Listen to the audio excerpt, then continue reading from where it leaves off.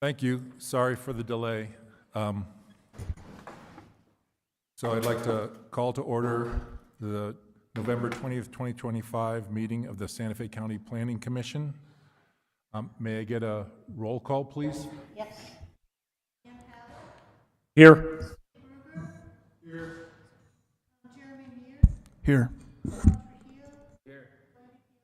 Here. Here. Here. Thank you very much. Let's all please stand for the Pledge of Allegiance.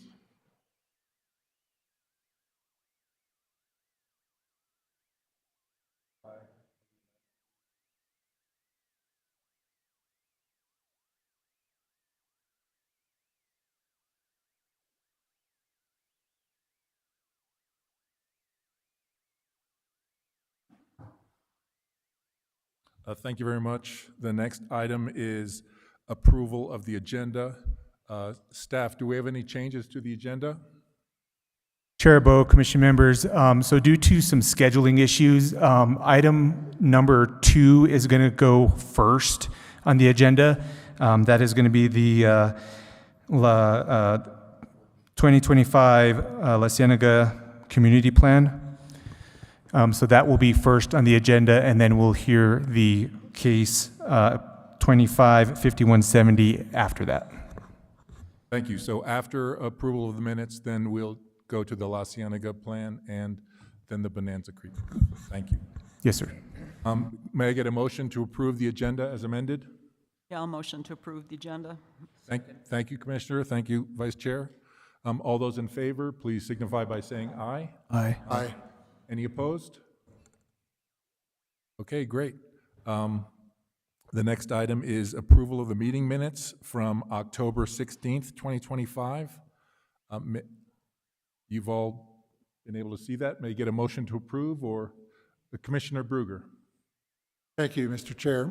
2 corrections. Page 5,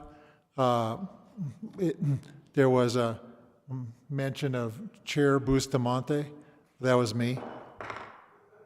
So I checked. It is me. Page 25, something where Mr. Cisneros was giving an update. Started with just an update.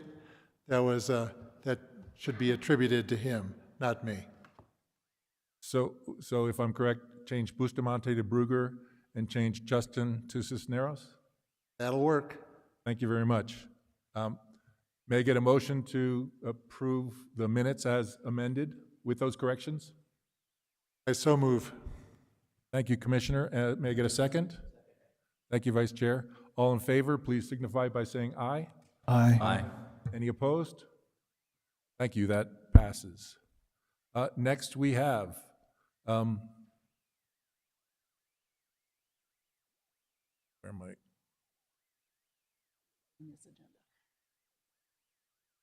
The consent agenda, the miscellaneous agenda. I guess since these were not unanimous, we need to take them sequentially.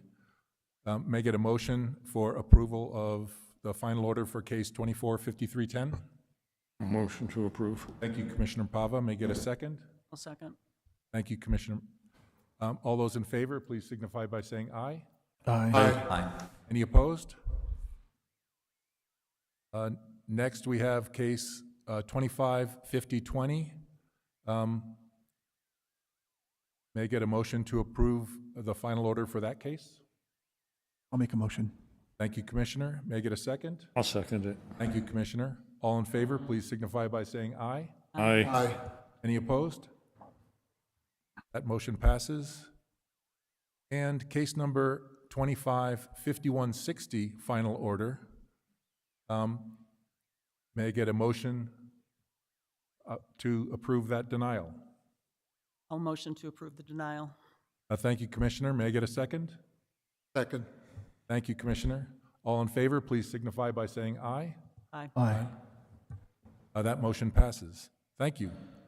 So next we have item B as printed on your agenda, the 2025 La Cieneguilla Communities Plan. Nate, yes, Nate. Please take it away. Thank you.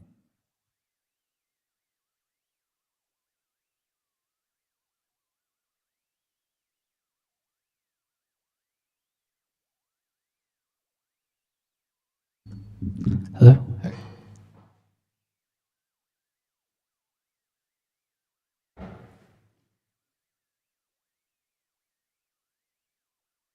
I see motion back there, but, okay, there we go. All right. Good afternoon, Chair and Planning Commissioners. My name is Nate Crail, Senior Community Planner, and I'm joined with my colleague, Joseph Scala, Community Planner. And today we'll be talking about the 2025 La Cienega and La Cieneguilla Communities Plan. So just for a little background about, where these communities are. So here's a map of the planning area outlined in the bright red. And you can see that, there are multiple communities in this community planning area. So you have La Cieneguilla, Upper La Cienega, El Cañon, as well as Lower La Cienega. And so that was one of the changes from the 2015 plan, is to highlight that it's not just one community, but it's multiple communities. So just a little planning history for this area. So the first community plan was in 2001. Done some former planners, Robert Griego and Paul Olofsson, as well as a lot of community members that are here today participated in that process. The next plan after that was the 2015 community plan update, which is pictured on the slide. And then, once the current SLDC and SGMP were approved in 2015, 2016, the community plan was implemented through SLDC section 9.8, which is the La Cienega, La Cieneguilla Community District Overlay. And, this is just the first step, and we will come back hopefully next summer or so with the overlay amendments based on the community plan intentions for these communities. And so just a little background of how we've been going with this community planning process. So, we began with Resolution 2024-013 that the Board of County Commissioners approved that initiated this community planning process. And that was, I think, January 2024. And since then, we've been meeting monthly from March 2024 to July 2025, focusing on all the different issues, including water, land use, and all that. And as you can see in the picture, here's a good example of some community members, as well as Joseph, looking over maps, and we really highlighted community mapping, which I'll talk about in a little bit. And then in terms of the adoption process, we had 2 pre-application neighborhood meetings in August and September. And then we are here today as the first public hearing before the Planning Commission. And then, if approved, we will have a second public hearing before the Board of County Commissioners in December. And so just for a little background, just as a refresher, so here's a little graphic some former planners put together showing how the community plan relates to the overlay, to the SGMP, as well as at the top, the SLDC. And so the community plan is considered an amendment to the SGMP, or the county's general plan. And then on the right, the community plan is partly implemented through the zoning overlay, known, specifically section 9.8 in the SLDC. And then, of course, the SGMP, informs the goals and for the rules and regulations specified in the SLDC. And so some key updates and findings from 2015. So when we were looking through the 2015 plan, we thought, how many things are different, how many things are the same? And what we found is a lot of the issues and conditions from the 2015 plan are still relevant today. We initiated the process being like, there are certain issues, and there's was already a lot of great information in the 2015 plan. So a lot of the descriptions and issues and conditions in the 2015 plan were carried through into the current plan. So even while we did update, the data and the current conditions, a lot of those conditions and issues were carried through, and we carried a lot of the text over from the 2015 plan update into the 2025 version. One of the key revisions that we did from 2015 is a revised community's vision statement, and I'll highlight that on the next slide. We also completely overhauled the organization and formatting to be consistent with our, other more recent community plans, such as the Village of La Bajada or Tesuque or San Marcos. And a part of that organization, we added tons of photos, and you'll see, as you see in the plan, as well as a few that I'll have on the slideshow, we have tons of pictures. The 2015 plan had a few, but we really added a lot to highlight, the diverse landscape and communities in this planning area. And then I'll highlight a community map in a few slides, but we also did a lot of community mapping exercise where we had community members, map out on, these large printed out maps, and I'll highlight one in a few slides. And then the final and the element that we spent the most time on is section 3, the implementation element, and really making that more actionable. And I'll get into a little bit more detail towards the end of this presentation. And so the community plan, like our other recent community plans, is organized into 3 sections: the context, which has the history, the demographics, things like that. Section 2 is the elements, and so that is broken down, consistent with our SGMP, land use, water, economic development, et cetera. And then the final section is the implementation element, and I'll touch on that towards the end. So this slide is the community vision statement, just screen grabbed from the community plan. And so most of the text is pretty much the same as the 2015 community plan, which was also the same as the 2001 community plan. But one of the revisions we did is, really highlighting how this community is multiple communities. And then another thing is we reformatted it so it's not just a, one big block paragraph, but broken down into these individual statements. And so this really guides the community vision and then the specific goals for each element, whether it's land use or water or economic development. And then so this is the 2025 existing land use map. And as you can see, a large portion of the planning area is ag ranch. A lot of that is BLM and U.S. Forest Service land, as well as you can see kind of the clusters of housing around La Cienega, Upper La Cienega, and Lower La Cienega. And one of the things, is that going back to like a lot of the things in the 2015 plan are still relevant today.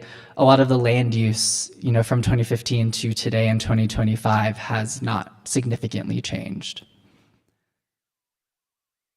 And so another map I wanted to highlight is this is an example, a digitized version of one of the community mapping exercises. And so, we call these community identified, in this case, traffic and safety concerns. And so we had, with markers and pens, community members kind of draw all over the maps of what they would, like to see in their community. So this particular case about traffic and safety, you can see, potential roundabouts highlighted, that, a wider road needs to be in some sections, things like that. And so we have this also for water and historic preservation, but really just kind of getting the community active in a visual way where it's not just, blocks and blocks of text, but also, visualizing, where do we need like safer roads or, safer intersections in this particular example. And then here is another map that, agriculture is a, traditional activity in these communities. And so you can see in this map that we've updated, everything in green is agriculture and the tan is livestock grazing, as well as we included the acequias mapped. And really just highlighting where you can see, in the valleys, the traditional agriculture is along the La Cienega Creek and Santa Fe River, as well as the acequias around those. And that's one example. And then here, where the La Cienega Creek and Santa Fe River meet, this is a picture of Tres Arroyos Ranch that our Alonso Gallegos, who's in the audience, helps manage. And this is like a beautiful property Yeah. And then here's another map I wanted to talk about. Just is a kind of an update of like, so water is one of the most important issues in this planning area. And this is like water connection map and how, about like, for example, La Cienega has a mutual domestic water association, but as you can see, they're adjacent to a lot of the county and city services. And as you'll see in the implementation element, a bunch of the community prioritized projects are around water, including extending water lines eventually, hopefully, into the community. And so one of the things that we did is we did the implementation matrix, and this is a community prioritized long range projects and programs. So this is just the first 6 priorities, and as you can see, extending the water lines is like the top priority for the communities, as well as remediation planning, specifically around PFAS and other contaminants. And in fact, the reason why we moved up this agenda item tonight is that they have a community meeting about PFAS at 6 o'clock. So just like highlight that it's like, this is like an emergent, like huge issue in the community. And some of the other programs and projects that they prioritize as a community include, fuel mitigation and fire flood response, hopefully a new joint city-county wastewater treatment plan, as a lot of the planning area is downstream from the current wastewater treatment plant and has to deal with the effluent from that plant. The 5th one is emphasizing our transfer development rights program and really, hopefully in the future, as well as in the overlay, consider having better preservation of traditional agriculture and acequia lands.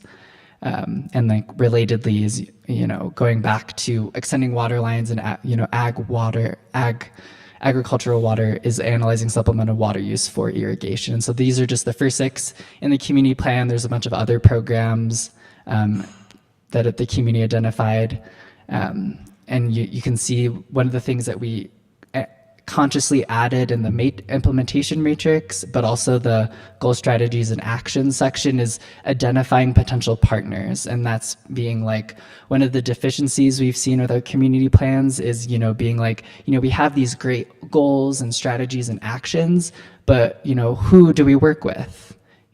How long are we gonna, work with these groups? And so, as you can see with the top priority, some potential partners include, the LCVA, the county, New Mexico Environment Department. But because that is such a, big project, we are looking at, a 10+ year time frame, for example. And you can see in that column of all the potential time frame for each program and project. So that's the implementation matrix. And then after that, in the community plan is the goal, strategies, and action section. So this gets, it's a pretty big section, all sorts of different goals and strategies and actions. In this particular slide, I just highlighted the land use section. And like, they do, are in communication with the implementation matrix. But I would say the implementation matrix are the programs and projects that the community is like particularly prioritizing in the next 5 to 10 years. But there's a lot of other goals and actions and identified visions in this section, like whether it's about open space or other topics that go into much more detail that are not necessarily not important, but they're not as prioritized for the communities. And as a former colleague said, if everything is a priority, nothing is a priority. And so, how like the implementation matrix is kind of this roadmap for the communities, but also the county to making sure that, we implement these, especially like important projects. And then just one other thing I wanted to highlight for this slide is just the, specific things that will work with the community for their community district overlay amendments. And so some of the things that came up, with over the course of the planning process that the community identified within the overlay that we need to talk about further, including the setback standards, the height standards, commercial cannabis standards, as well as some potentially road design standards. And so we didn't, in this document, we didn't include any specifics, just like the general intention of the communities. And hopefully in the spring of next year, we'll have additional community meetings where we'll hash this out as a community, reach consensus about changes, and then we'll be back in front of you hopefully next summer or fall with those with those amendments for that community district overlay. And yeah, thank you so much. I stand for any questions or comments. Yeah. Thank you very much, and Nate, really appreciate it. Commissioners, do you have any questions of staff? Oh, Commissioner Pava, thank you. Thank you, Mr. Chair. Nate and the planning staff, I was very impressed with the plan. Read through it all, and I thought it was a very fine effort summarizing a lot of the issues, and I commend staff for a great job. There are a couple observations that I would make. One is particular to Table 3 on page 22. When I started to do the math on some of these, I think you just need it's all there, but it's not accurate at this point. Check your numbers. The numbers are all there, but I think the 2000 to 2010 versus the 2010 to 2020. Take a close look at that, and it will all, the results will all be correct as they are in the right-hand column. So in general, with that being the first table, I would take a close look at all the tables, because of course, when somebody looks at one table and they say, well, this is not credible, and you're only on page 22 and you've got 130 more pages to go. So it's all there, it just needs a close look and then edit. Another thing that I was impressed with was the discussion of opportunities and constraints as the baseline for everything else in the planning. And I like that, but I wondered if it's possible to present some kind of an opportunities and constraints map in the document, maybe in the land use section as a preamble to summarize pretty succinctly all the good information that is in the plan. And that relates back to highlighting your issues later on in the issues matrix, and that might be helpful if there's a graphic way to do that. And then I had a question about the issues matrix. Obviously, there had to be some method of prioritizing the priorities, okay? And I wondered if it'd be possible to embellish that in the introductory paragraph or explain how you came to those priorities. Obviously, you had a process, and out of that came the list of priorities that you just discussed. Other than that, great job.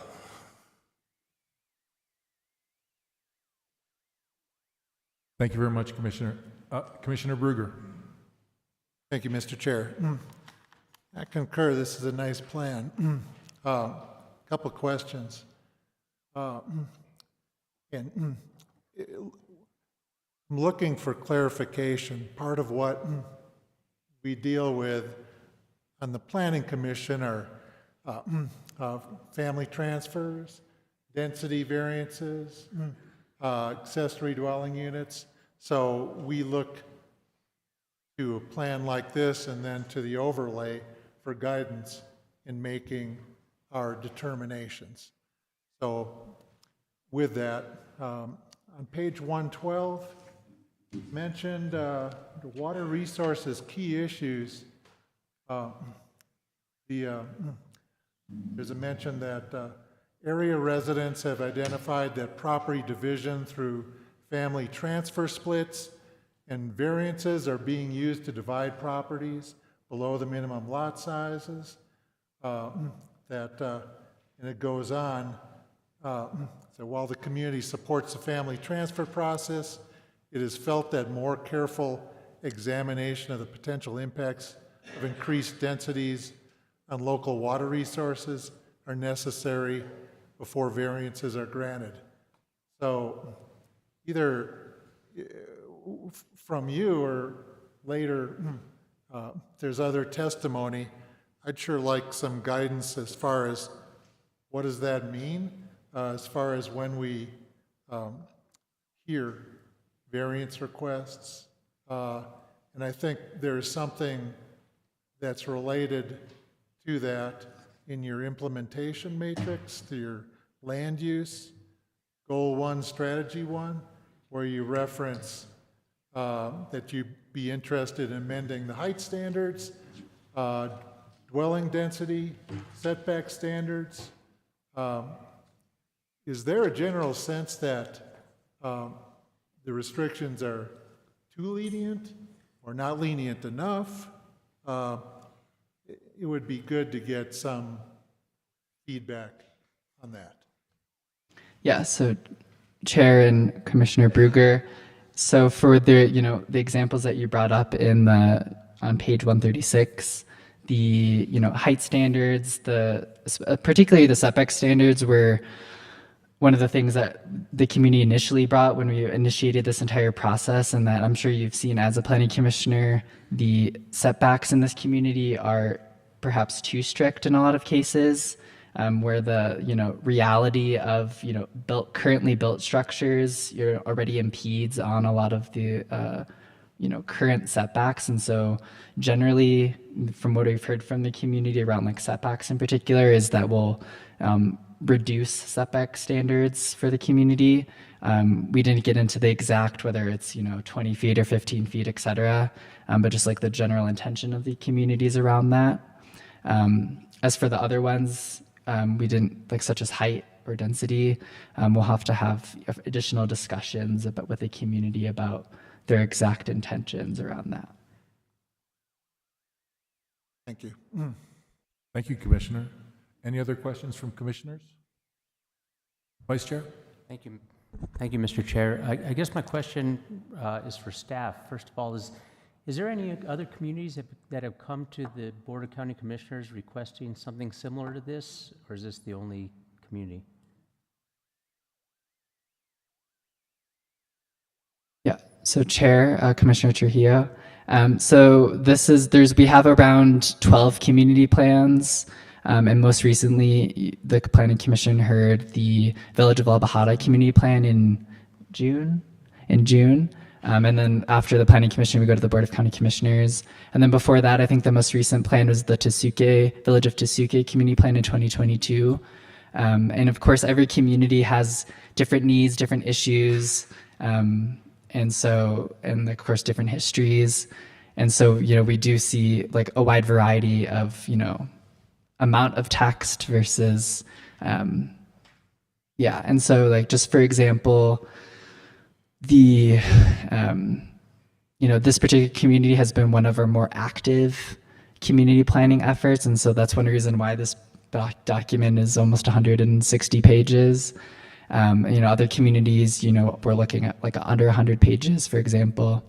And so this has been a, ongoing community planning effort for almost 25 years now. And so, we're one of their key focuses in this plan, and like I try to highlight it in my presentation, is that, there's a lot of great ideas, and, a lot of the issues are explained really well in the 2015 plan. But what we really try to do in this plan and some of our more recent plan is how do we solve those problems in like an actionable way? And so that's something that we really try to highlight, not just about, the SLODC, but, broader community development issues as well. Okay, and Mr. Chair, and thank you for that. I'm encouraged. I mean, this is good to see the communities do this. As I remember during the time that they were, at least my recollection, because I attended some of these community meetings down in the Poaque and Chimayo and the valleys down there, and Robert Griego would try and put out a notice, and 2 or 3 people would show up, and it was hard for him to develop these community plans. And I know they all went into the code, and now we're seeing some of the ramifications. So I'm very encouraged that some of these communities and you guys are moving forward with getting this done. Thank you so much. Thank you, Commissioner. Any other questions? Commissioner Bruger? Sure. Thank you, Mr. Chair. So again, in the implementation section, which I applaud. It's got a chance that this plan would actually be implemented rather than just sit on a shelf. So this is very good. Throughout all of these strategies and actions, the planning division is very prominent in what they're going to do for in action items. There's a lot of commitment. So the question is, do you have the current staff resources to fulfill that commitment? Yeah, Chair, Commissioner Bruger, I would say yes, but also that, you know, we're just a partner in implementing these. And that obviously there are certain actions where, you know, especially around like census or mapping like programs, for example, like that's something that staff can do. But one of the things that, you know, for example, like we will be able to put in like the community in contact with, let's say, the state broadband office to make sure that they can, you know, facilitate that connection. And so a lot of the actions are more about, I'd say, facilitation rather than like project management. And it's like, you know, we're community planners, we're not project managers. And so obviously some of the projects and programs will like have some degree of that, but it really, it really kind of depends on the action. And then on the flip side, you know, during one of the community meetings, I come with a draft of the implementation matrix, and I had put, you know, the LCVA or La Cienega Valley Association on like most of the actions. And then of course, LCVA was like, whoa, we don't have the capacity to do that. And so, you know, while staff has like, you know, some degree of capacity to help the community, it also is like a capacity on their end to,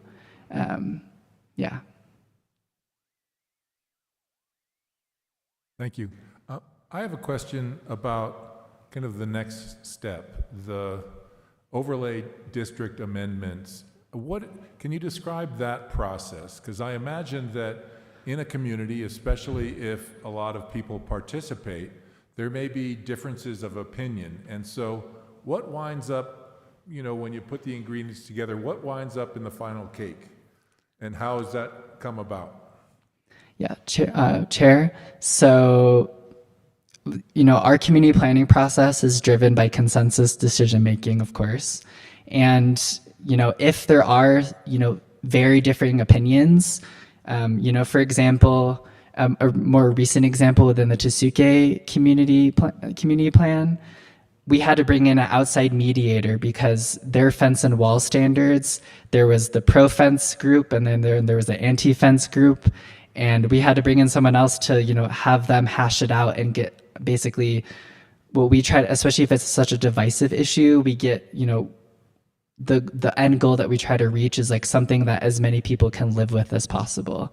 And so in this Tesuque case, we came to that where the pro-fence and the anti-fence folks were able to come to an agreement that they could all live with. And so that's like one of the mechanisms that we can do as planning staff. As you know, of course, listen to the community, engage about like whether it's about setbacks or height, or in Tesuque's case, fences and walls. Thank you. So there might be some issues that it's relatively straightforward to reach consensus, and there might be some that it's kind of grudging consent on both sides where, you know, it's a 5.5-foot wall instead of a 6-foot or an 8-foot. Okay, thank you so much. Any other questions from commissioners? I just have a comment. So I'm biased because this is my community, so I really appreciate the amount of work that's been put into this. I'm really glad to hear that there is so much involvement in it. In fact, I'm probably a little bit ashamed of myself for not being involved as much as I should be or could be.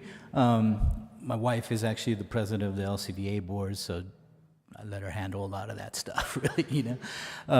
But no, I want to just basically say that it's a really amazing document that that's been put together here for the community. I think it actually covers a lot of key points that need to be addressed and considered.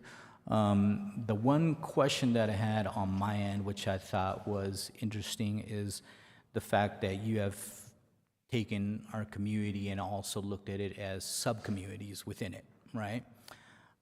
So one comment that I would have, or a question as well, is considering some of these potential changes to the SLDC as far as, height restrictions, et cetera.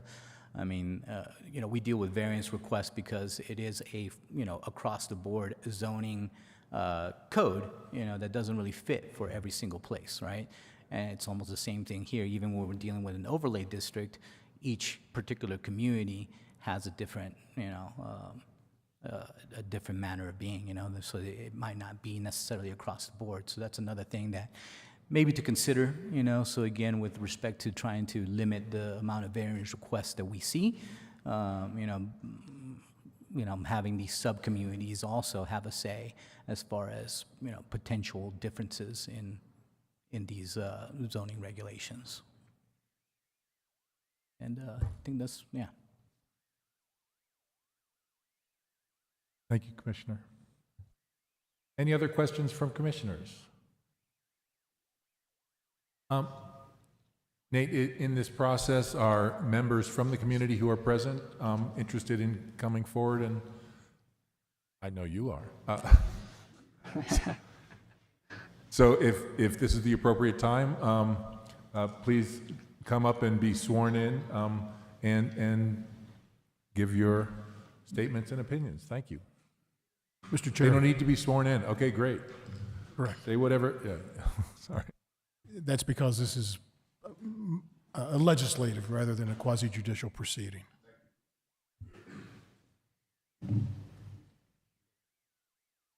So you don't need to be sworn.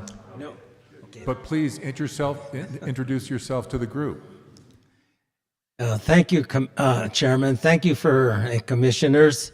My name is J.J. Gonzalez. I'm a member of the planning committee that reviewed this community plan. We've been working on this since like January 2025 or 2024, really. Thank the county commissioners, the Board of County Commissioners, for allowing us to proceed with this project.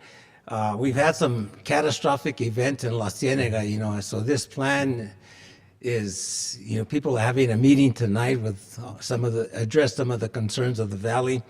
And I just wanted to say special thanks to Nate Crail, Brett Clavio, Joseph Scala, and the rest of the planning commission, the growth management plan people, and also the Valley Association, the La Cienega Valley Association was the main sponsor of this update.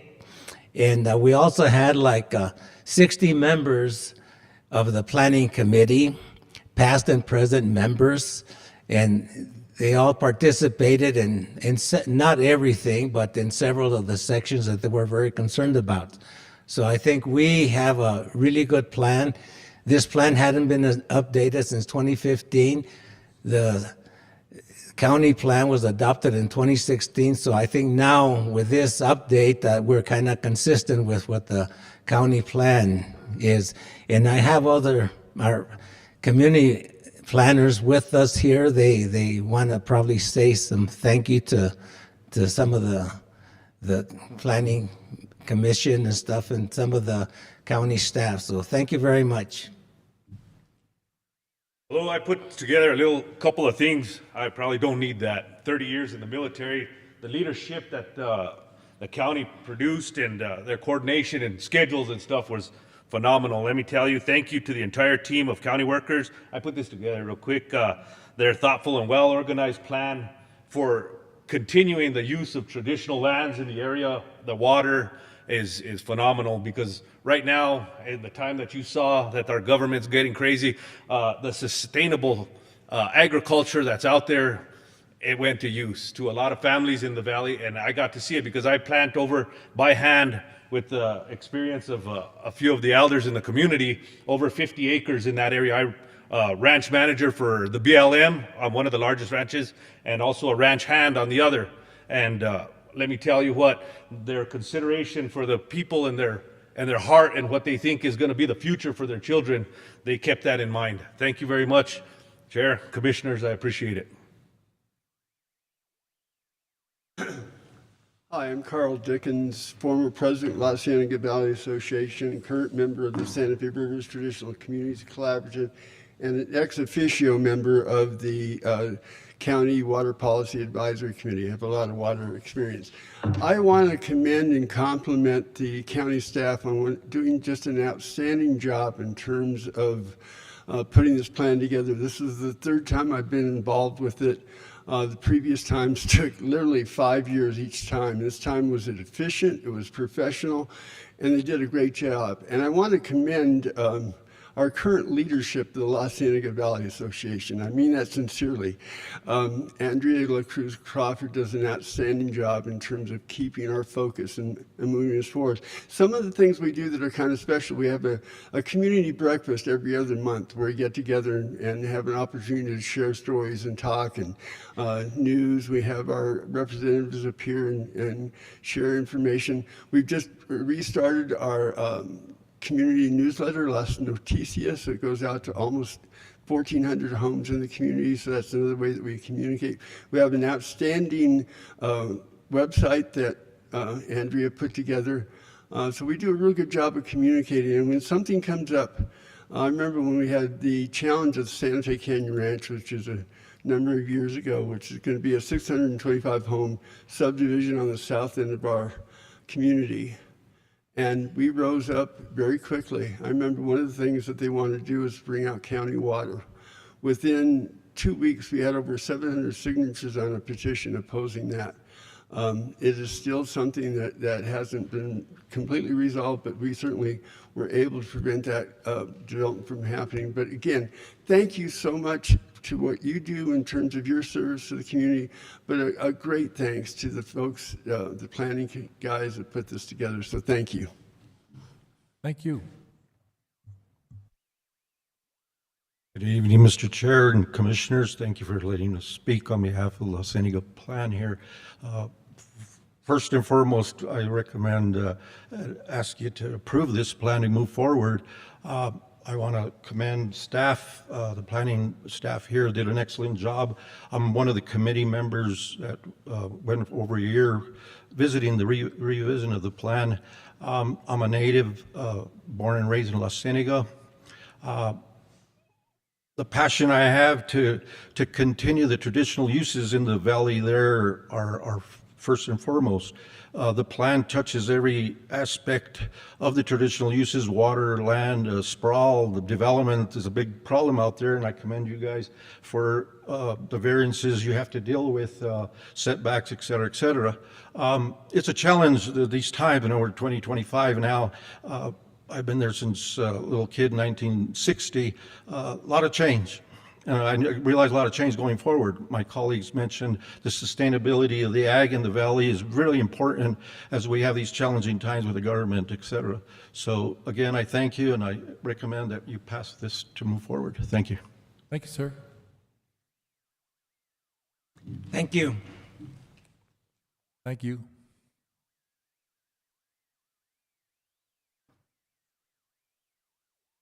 So, what's your pleasure, commissioners? They get a motion for approval? I believe that's where we are in the process, right? You're actually recommending approval. Recommending This that the necessarily BCC goes- approves Yes, the sir. plan? Yes. They get a motion that the Planning Commission recommends approval of this, recommends that the BCC approve this plan? Okay, I motion that the Planning Commission recommends that the BCC approve this community plan. Thank you. May I get a second? I'll second. Thank you. We have motion and a second. All those in favor, please signify by saying aye. Aye. Any opposed? That motion passes. Thank you so much, staff, and thank you, members of the community who participated.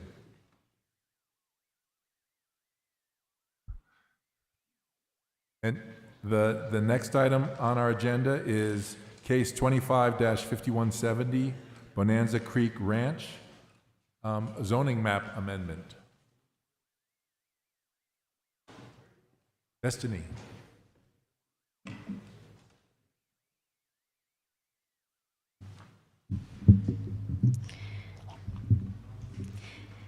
Thank you, Mr. Chair and Commission members. Destiny Romero, Building and Development Review Specialist Senior.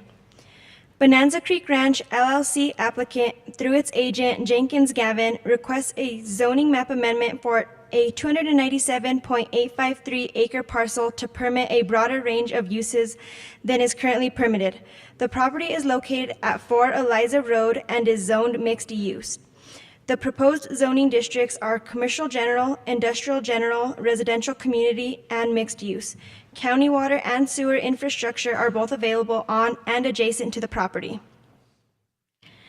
Applicant is also seeking approval of a conceptual plan for the parcel in question, although the two applications will be consolidated when presented to the Board of County Commissioners. Conceptual plans for parcels outside the Planned Development District and Community College District are not presented to this body per SLDC Table 4-1. The applicant acquired the property by special warranty deed recorded as instrument number 969724 in the Santa Fe County Clerk's Office on January 2nd, 1997. The property is undeveloped except for a mobile home residence at the northwest corner and some utility infrastructure. The applicant has authorized Jenkins Gavin to represent applicant in this process. The application to amend the property zoning was submitted in accordance with Section 1.15 of the Sustainable Land Development Code. The proposed zoning for the property is approximately 80 acres as commercial general, 54 acres as industrial general, 69 acres as residential community, and 94 acres to remain mixed use. The applicant has addressed the zoning map amendment criteria as outlined in the memo. On October 9th, 2025, this request was presented to the Sustainable Land Development Hearing Officer. The hearing officer memorialized findings of facts and conclusions of law in a recommended order on this request. The hearing officer, based on the evidence presented, recommended approval of the applicant's request. Staff has determined that the application for the zoning map amendments is in compliance with the subdivision and design standards set forth in the SLDC. Staff recommends approval of the zoning map amendments. If the Planning Commission finds that the application has met the zoning map amendment, staff recommends the following conditions. Mr. Chair, may I enter the conditions into the record? Yes, please. Thank you. I stand for any questions. Thank you. Commissioners, do you have any questions of staff?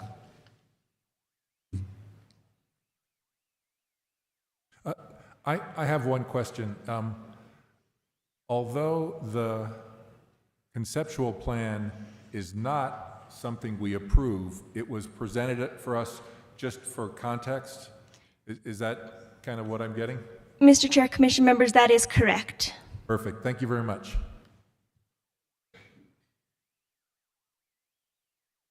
Commissioner Pava. Thank you, Mr. Chair.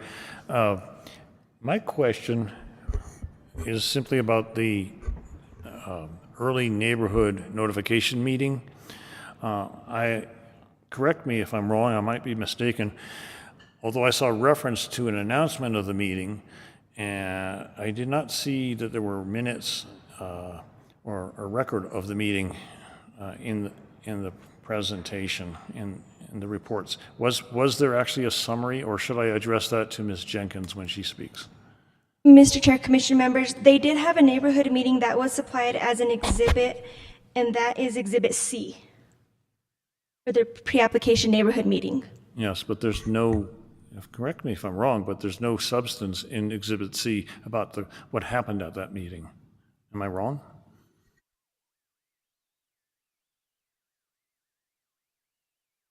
Maybe that's a question for Ms. Jenkins when she's up. Mr. Chair, Commission Member Pava, you are correct. There is no substance in it, and it might have been left out as part of the exhibit. Perhaps Ms. Jenkins can further introduce that to you. Yes, thank you. I didn't mean to put you on the spot in that regard. It's just that I was looking for it, and typically we see that. And so it's certainly something that Ms. Jenkins can address. I appreciate it. Thank you. Thank you, Commissioner. Any other commissioners have questions of staff? Thank you very much, Ms. Romero. Thank you. Oh, wait. Commissioner Bruger. Thank you, Mr. Chair. Ms. Romero, on page 4 of your staff report, you mentioned that the Commercial General District is a receiving area for TDRs. Is this true?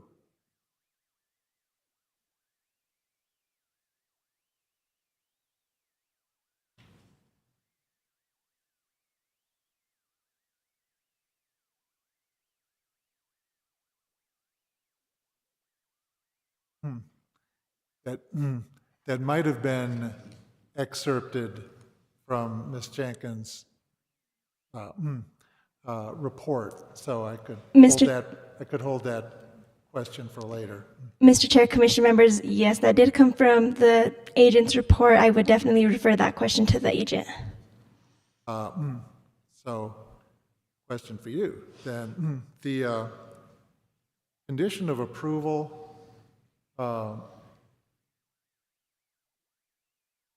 second one, the conceptual plan shall expire in 5 years unless extended by the BCC. And the risk of overstepping our boundaries because we're just concerned with the rezoning. I don't understand this. If this project is approved, the timeline is way beyond 5 years. So why would you have a expiration date of 5 years? That you'd have to go to the BCC. Mr. Chair, Commission Member Bruger, can you rephrase that question? Okay. Staff recommendation: the conceptual plan shall expire in 5 years unless extended by the BCC. Why did you pick 5 years? Mr. Chair, Commission Member Bruger, I believe that is a provision in the code that's for that section. Okay. Okay. Fair enough. The last item is not a question, it's just a comment. And the long-range planning folks have departed, but I'll make the comment anyway. There was a memo from the long-range planning that had to you, and it had a couple pages on material related to the Sustainable Growth Management Plan. It would have been nice if, given that a criteria for approval of this request is consistency with the Sustainable Growth Management Plan, it would have been nice if in that memo there was a statement that indeed this request is consistent with the Sustainable Growth Management Plan.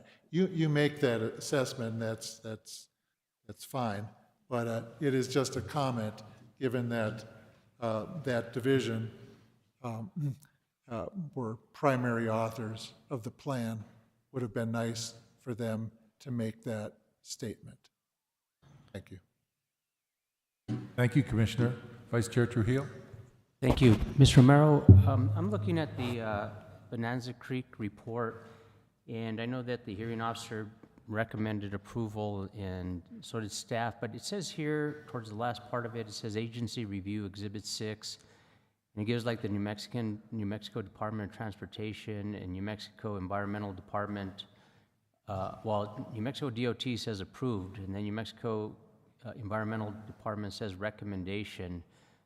What is the difference between the recommendation and approved? So the approved from NMDOT, Mr. Chair, Commission members, they approved it via email. The recommendation from the New Mexico Environmental Department was for us to send it off to another lady within the review agency. I did send it off, did not receive a review back from her. Okay, and Mr. Chair and Mr. Romero, it says, on all of these, it says see Exhibit 6, but I don't see an Exhibit 6 because like the Office of the State Engineer shows approved, and I'm just kind of curious what the application looked like because, you know, where does the water come from for all this development? Is it coming from the county utility, or is it coming from wells in the ground? Where is it coming from? Mr. Chair, Commission members, they are on community water. On community water? Yes. Mr. Chair, that would, in Commission Member Trujillo, that is county water. Oh, Yeah, sorry, my apologies, county water. okay. And so, Mr. Chair and staff, the county water lines are already that direction, or they have to still take them out, the infrastructure? Mr. Chair, Commission members, it is in the general vicinity. They will have to extend their lines to connect with this. Commissioner, that's detailed on page 12 of the staff report. There's a paragraph on water on when they have to build what lines for whichever phase, as I read it. Okay. Thank you, Mr. Chair. Any other questions from commissioners? Commissioner Bruger. Mr. Chair, I'd like to follow up on Commissioner Trujillo's question, and this may be a question later for the applicant as well. In considering a rezoning, I would think that we have to estimate the change in development intensity of the requested change in terms of water, in terms of traffic. I have no idea from my review of the information just what extent of that change is, how much more water would be used, how much more traffic would be generated. And it would be helpful in presentation that that information be presented. I didn't see a traffic impact analysis in our information here, so, but we'd wait for the presentation. Thank you. Thank you, Commissioner. Mr. Chair, Commission members, Mr. Prava, I do want to mention to you on page 12 of the applicant's report does indicate that a pre-application neighborhood meeting was conducted on January 13th, 2025, and approximately 5 members of the public were in attendance. There were pre-application neighborhood meeting notes that were supplied but did not make it into the packet. Thank you for the clarification. I appreciate that. If I might, Mr. Chair, Commissioner Ruger brought up a good point about the ambiguity of the August 22nd memo from the I would call it long-term planning, the staff. It cites many policies and goals, and particularly the policies, and it breaks them down by the different elements: economic development, resource conservation, land use, zoning, and it refers to them as being applicable, and only at the very end, the final sentence, do we see a one-sentence paragraph that says staff recommends approval of the conceptual plan with the conditions mentioned herein, and yet there are no actual conditions unless we infer that the policies are in fact conditions. So although some of the staff is not present, I would say that before this goes to the governing body, to the Board of Commissioners, it might be a good idea to further clarify some of this. And that's a little bit more than just housekeeping, because the essence of the zone change is, does it in fact foster and further the policies in the sustainable development plan? That's my opinion. Thank you, Commissioner. I would make a planner's joke here, but I won't. I think, I think that I appreciate the scrutiny that you are applying to this, because it is essential that we try and focus the ask of this body so that we don't have to interpret what their 8-page memo says or what their 10-page memo says. And I appreciate those comments. Any other questions of staff?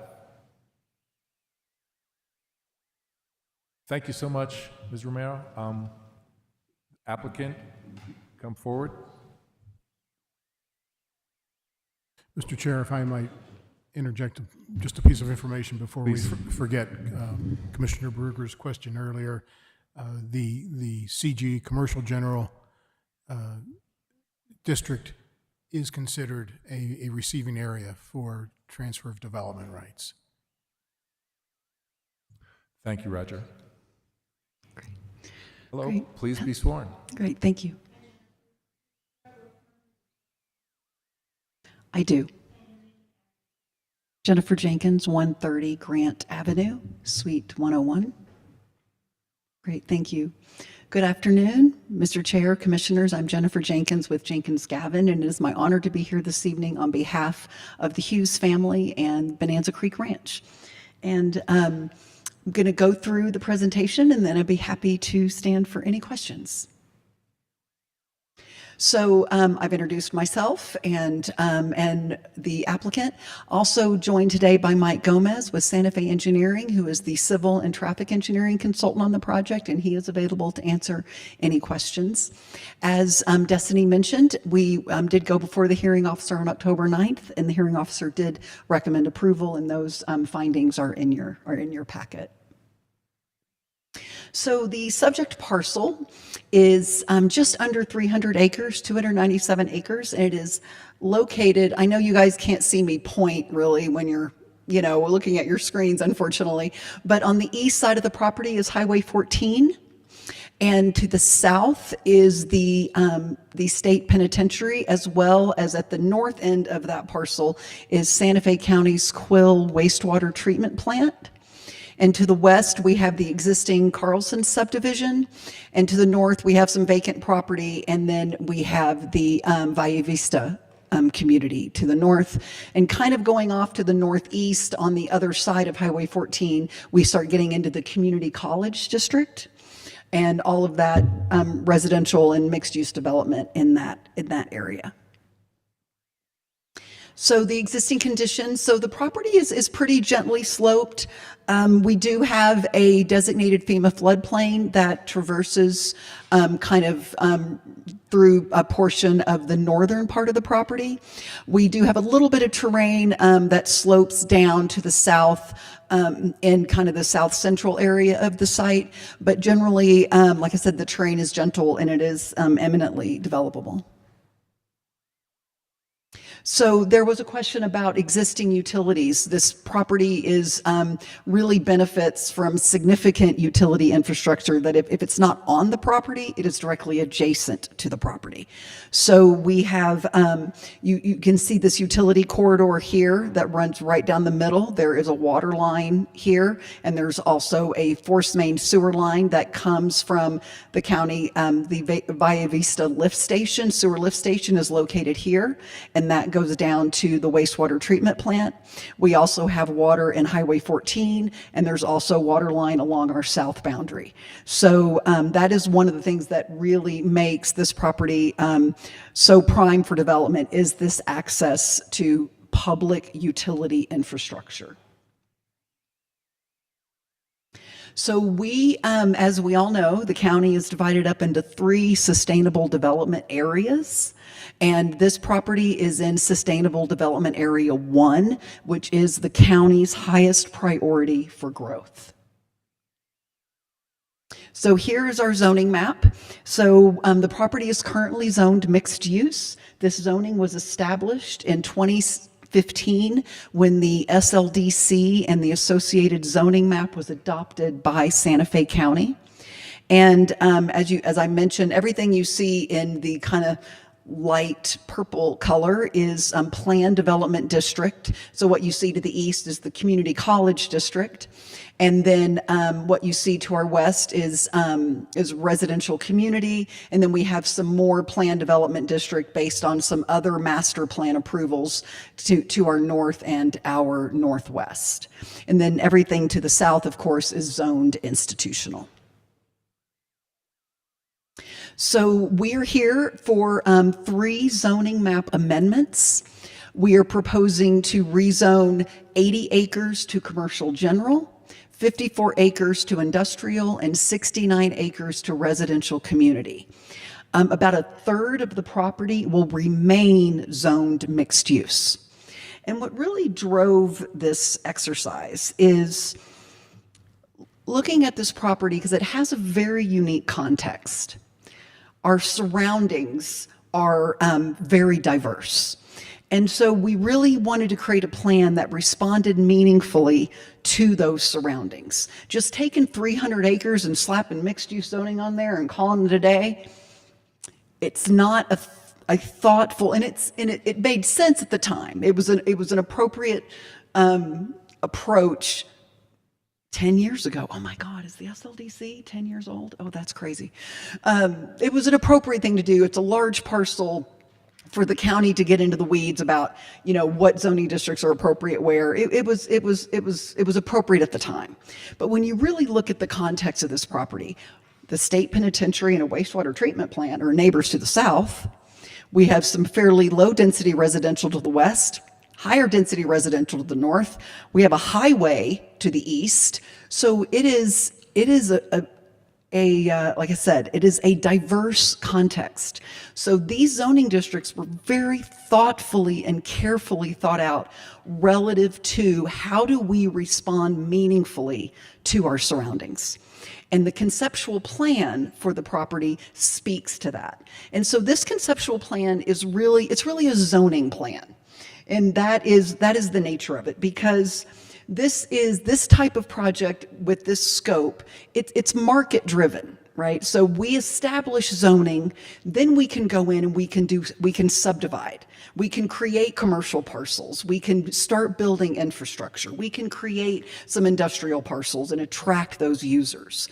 And so we're really here, zoning really is the focus, frankly. So yes, we're going before the BCC, but having an opportunity to discuss this with the hearing officer in this body, I think is really useful and really important, because that's really what we're really here to talk about. So this is the plan for the zoning districts. So I'm going to start on the east side adjacent to Highway 14. Everything you see in kind of that peachy color, I'm not sure what color it is on your screen, but on this screen it's kind of a peach color. That is the commercial general. And what is great about commercial general is it's actually in and of itself a mixed use zoning category. It does allow residential uses. And so it's not kind of a one-trick pony, so to speak. But, taking advantage of our Highway 14 frontage, commercial businesses, they rely on visibility, and they rely on how many cars are driving by my business every single day. That's what makes commercial development viable. Okay, so we want to take advantage of that. And so that's why we have the commercial there. And then as you move a little further west, a little further away from the highway, we want to be able to support office development. We want to be able to support multifamily development, possibly live-work development. And so because those are commercial businesses, don't rely as heavily on that direct visibility, for example, from Highway 14. And then moving to the south, we have our industrial area. Again, responding to our environment and our surroundings and our context. We are right next to a wastewater treatment plant. The mixed-use zoning district is primarily and fundamentally residential zoning. It allows for a little sprinkling of non-residential use, but fundamentally, that is residential zoning. I don't think anybody wants to put a bunch of houses next to the wastewater treatment plant. So we know there is great demand in this community relative to an economic development strategy for industrial type uses. And we're not talking about asphalt plants here. We're talking about office warehouse. And also the film industry has expressed, we have Santa Fe Studios right across the street on the other side of Highway 14. They need a mill shop where they can build their sets. They need to have a place where they can store those set materials And so the industrial element here is really, it's an economic development driver, because warehouse space is really hard to come by in the city of Santa Fe as well as Santa Fe County. This has great access for transportation purposes from Highway 14 straight up to I-25, straight out to 599. So we really believe that doing a really nice business park here is going to be really a great shot in the arm for the economy of Santa Fe County. And then we kind of get to kind of this central area here. This is the area that it's going to stay mixed use.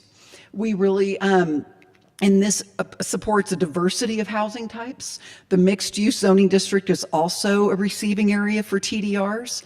I was chatting with Herbert before the hearing began, and he was like, I got to unload some TDRs. I'm like, I got the project for you, because this project is going to be a significant consumer of TDRs in order to achieve some more workable densities that help you afford to pay for your infrastructure. For example, we already have really high quality home builders who've expressed significant interest in this community. And so we're like, I'm holding them off. I'm like, you have to be patient. You have to wait. We're not there yet. I gotta get this approved and get this going. And so we're really, really excited about that, the first thing to happen here may not be the commercial on Highway 14. The first thing to happen is going to be potentially a brand new neighborhood here, which is really exciting. And then as you move to our far west, we have, a neighborhood to our west that has some diversity, but we've got some acre lots, got some 2.5 acre lots, you got quite a few 5 acre lots. And so in responding to that, we thought, that is zoned residential community. So let's have a transitional zone where we kind of match that zoning, match that development pattern. Residential community is basically 1 acre lots. That's kind of what you would envision seeing there. And so, so we created a residential community kind of zone on our west side. So we really feel that we have some really logical transitions among the intensity of uses. And again, zoning districts that respond to our surroundings. And we're really here to create a dynamic mixed use environment that is walkable, where you could live here and work here. You could live here and walk to services, walk to a store, walk to a restaurant. And so that is really what we're trying to create. So just talking about access real quick. So we have 2 primary access points on Highway 14. We did conduct a traffic impact analysis that was reviewed by Santa Fe County as well as the Department of Transportation, because of course Highway 14 is their facility. And so, so that has been approved. And one thing about the traffic study that is really important to understand is we're at a conceptual level, right? Do I know exactly how many dwelling units are going to be here? Do I know exactly how many square feet of commercial are going to be here? I do not. But what we did do is we looked at the zoning, we looked at the terrain, we looked at all this, and we had to make some assumptions. So we created a land use program, and that program informed 2 key documents. It informed the traffic study, and it informed the water budget, because we have to make certain assumptions. So as this project moves forward and we come in with our first phase, our first subdivisions, whether it's a residential subdivision or industrial or commercial, we come in with our first subdivision, we're back in front of the BCC. We will have a water budget for that phase. We will do a line extension agreement with Santa Fe County for water and sewer service for that phase. We will also update the traffic study for that phase to say, okay, we don't have to guess what's going here. We know what's going here. And so we do, so the traffic study and as well as the water budget, these are organic documents that get updated and refined through the course of development for the project. And so we're starting at this kind of 30,000 foot level. And then if we come in with an update to the traffic study, it's like, well, the recommendations that were made originally don't really fly anymore. So we have new recommendations. They're going to have to build an extra turn lane, or they're going to have to do a little extra something to make sure, you know, the roadway network continues to operate. So there are so many bites at this apple as the project goes through the course of development. And I just wanted to speak real quick, Commissioner Berger, to your comment about the expiration date. That is straight out of SLDC master plans. And under the current code, conceptual plans do expire after 5 years. But as long as you are moving forward with subdivision plats and development, it kind of automatically extends the conceptual plan. So it's only if we sit around in the next 5 years and we did nothing, I would have to go back to the BCC and request that time extension. But as long as things are moving along and subdivisions are being approved and development is occurring, then we don't have to worry about the conceptual plan expiring. But really great question.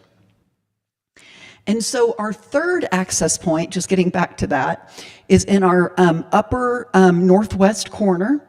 And I think, let me back up a little bit, because I think I can show you where that connects a little better.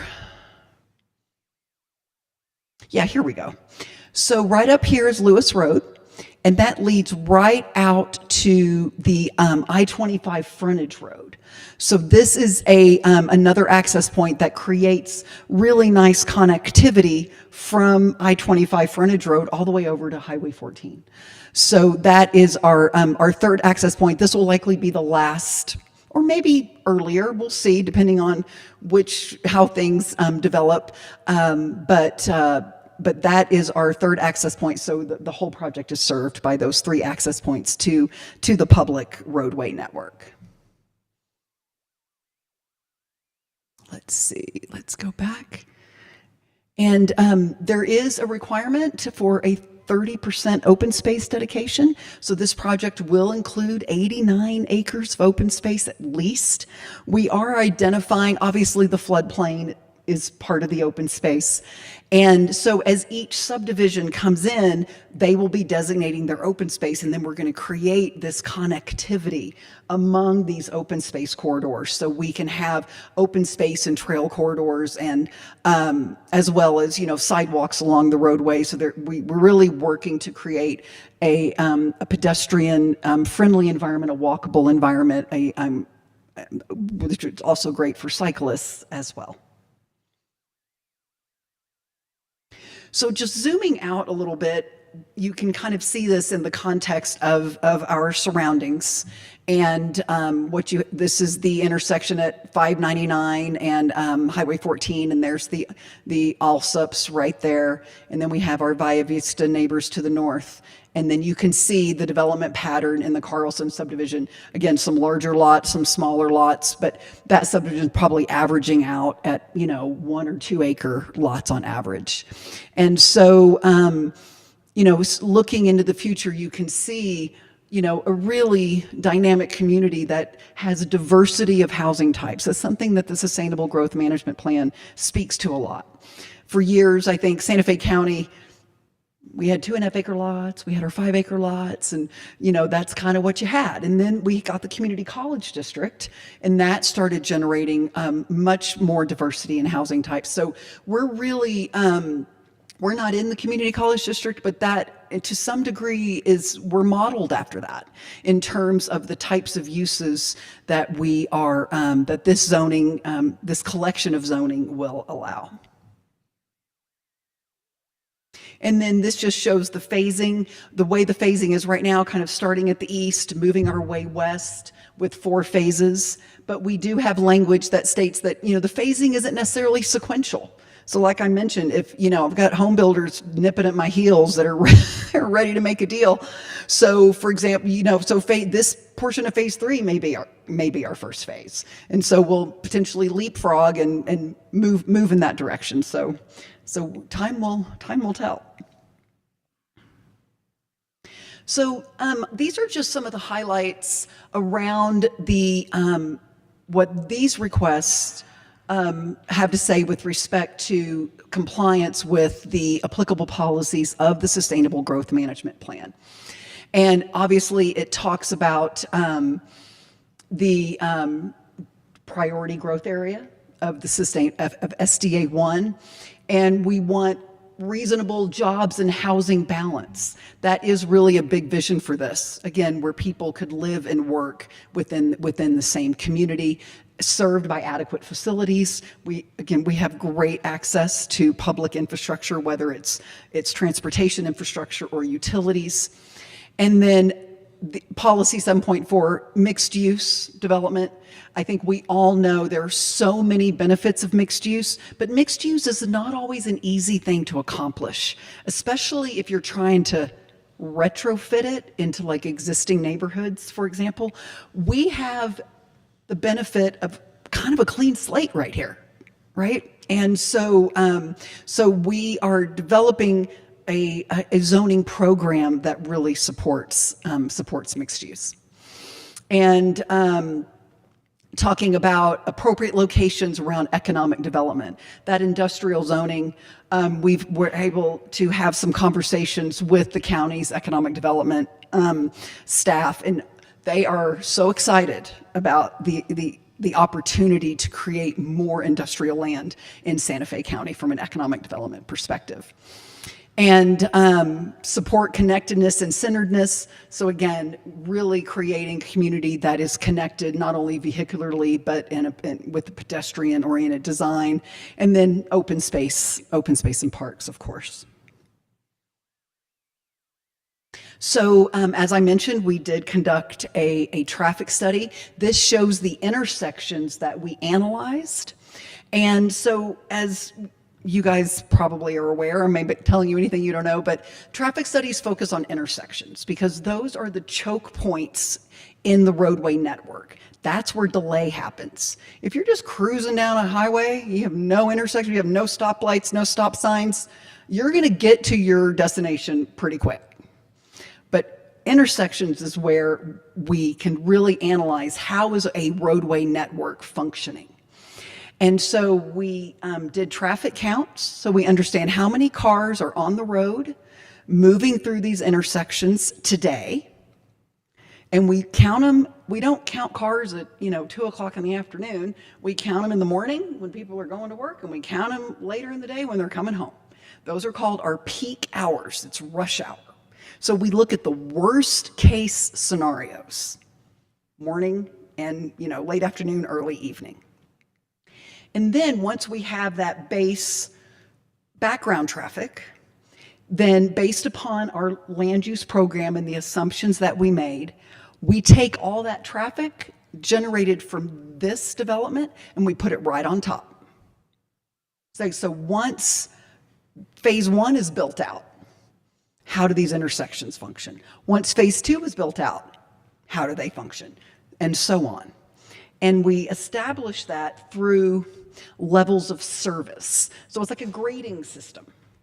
So a level of service A means a minimal delay. You're cruising, you stop at the stop sign, nobody's coming, and you're on your way.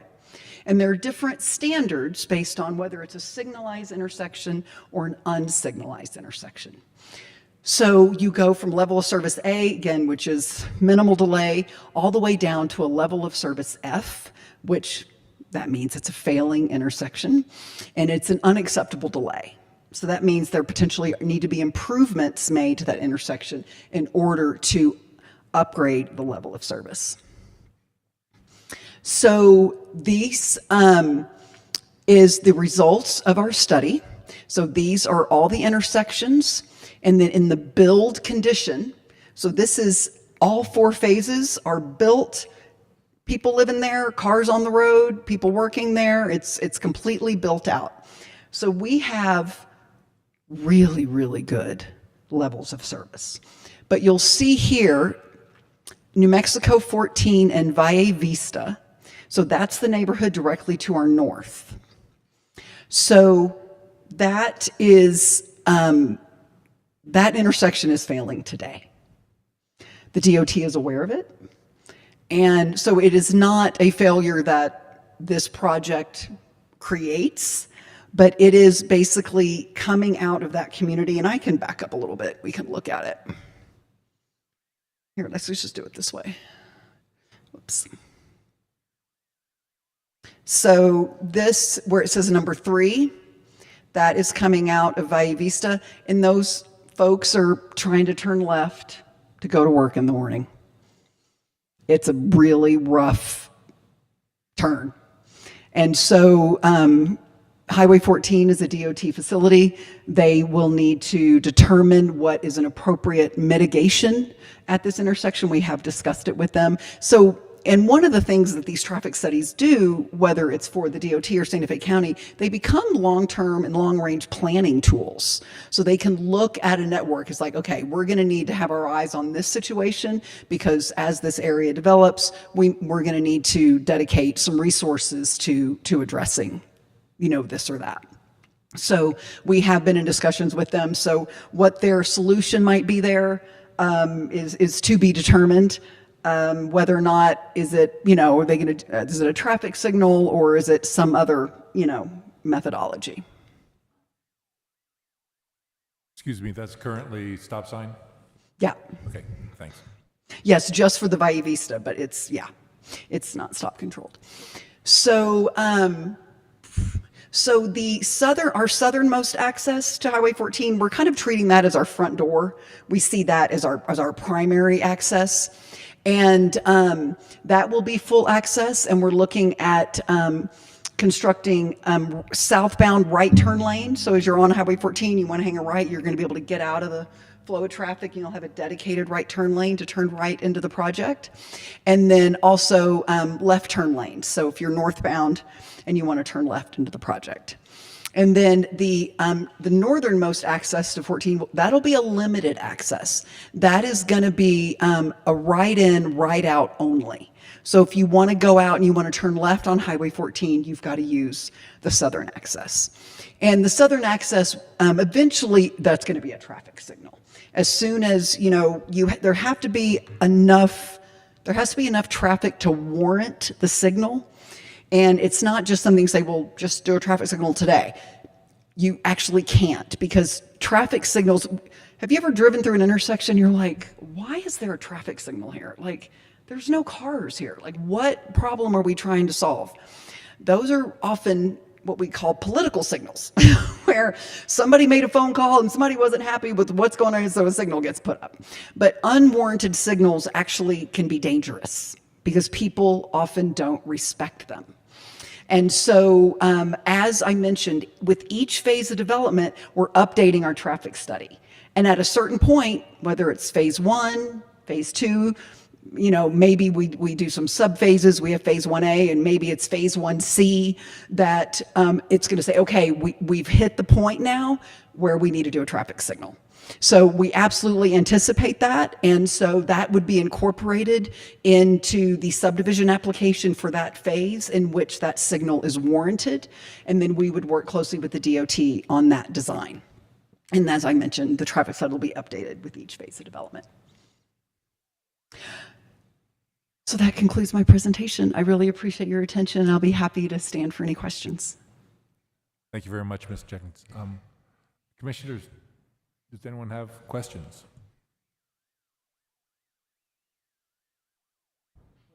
Commissioner. When you're looking at the traffic study, and especially that one on 14, with the new apartment development that's happening on the other side of Santa Fe Brewing, how does this factor in to increase traffic with that? Yeah, let me just go back to that. So that project is has a very minimal southbound traffic. People will be going south to get to 599 potentially. Vast majority of those cars are heading north into town. So it's really we're just kind of on the edge of what we would call that more intensely developed sort of Highway 14 corridor. Once you get a little further south, it's pretty rural, right? So there aren't a lot of destinations south of this project. So when we looked at it, we did not see there was a lot of overlap in terms of impact. Great, thank you. Any other questions from commissioners? Commissioner Bruger. Thank you, Mr. Chair. It's a great presentation. Thank you, Steve. It's nice to see you. The couple of questions. So I like the transition between different land uses. First question, for the industrial zoning, the southernmost part of the property, you had a decision to either request a industrial general zoning or light industrial zoning. And in your presentation, you kind of describe office, warehouse space, business park environment, which would be, that's industrial light. The industrial general, I love this section of the purpose of the code. It says, this district provides an environment for industry that is unencumbered by nearby residential or commercial development. Right. Yes. But you'll be doing residential development, so my question is, why did you pick industrial general versus industrial light? No, that's a great question, Mr. Chair, Commissioners, Commissioner Bruger. So we studied this really, really closely, and I don't have my list in front of me, so I'm going to beg forgiveness on this. There were a few key uses that we felt that this site was particularly appropriate for, that were not on that, because I was all there. I'm like, let's just light industrial, that seems, but as I went through the list, the light industrial is pretty restrictive. And so it was just the call that we made based upon, there were just a few key uses that were only permissible in the industrial general that we felt like we really wanted to allow for here. So we could generate something that is as economically viable as possible. And I wish I could tell you off the top of my head what those were, and I could probably sit and she's going to bring me the use matrix. Look at her. Great, thank you. Okay. And so there was some light manufacturing that in the industrial light was a little more limited on some of the manufacturing side of things. And so it was, like I said, I wish I could pull it off the top of my head, but maybe during deliberation, I can pull it up and I could come back and give you a better answer. That would be good. Okay. Thanks. Second question, you mentioned presentation that you anticipate that this project, if approved, will be a significant consumer of TDRs. I do. And Mr. Prasina mentioned that the commercial general is a receiving area for TDRs. I guess the commercial neighborhood, I suspect, is not a receiving area. I don't believe commercial neighborhood is. So the question is, what would you use the TDRs for? Just looking at this, how much can you increase the density in the residential component? I presume you have multifamily projects in mind? Yeah, that so you'd like to this take area advantage? here, I think, was an area that we were really identifying. There's an area here that's got some really great terrain that is supportive of multifamily density. And so it's really kind of in this node here, that not the whole thing, obviously, but that we think is really prime for some multifamily or even just higher density, either maybe townhome development or something of that nature. So the TDRs would be necessary in order to achieve those types of densities. Okay.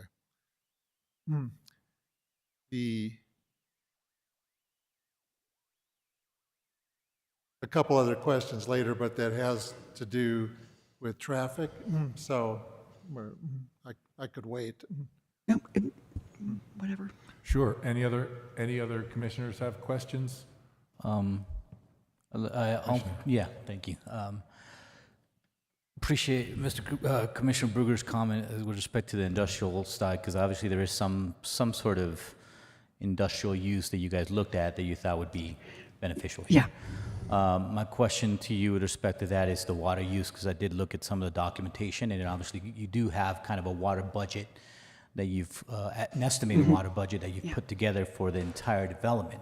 Now, do you have water budgets for each individual zone? Yes. Because I imagine this industrial area would potentially use a lot more than. Well, it depends. A lot of times they're the lowest water uses you've got, because if you've, like, say, a warehouse component, kind of like 3 employees, you're not using a lot of water. But if there was something that, was, some sort of manufacturing process that might use water, then yes, you could see a higher water use. But yes, we broke down the water budget among all of the zoning districts and made assumptions on the various uses that would be within that zoning district. So that's how we arrived at an overall budget of 237 acre feet per year. But again, this water budget will be, a fresh, updated budget will be submitted with each phase. As we come in with each phase of development, say, okay, for this phase, this is what we have, here's our water budget. We will have a legal binding contract with Santa Fe County for the provision of water and sewer services based on that water budget.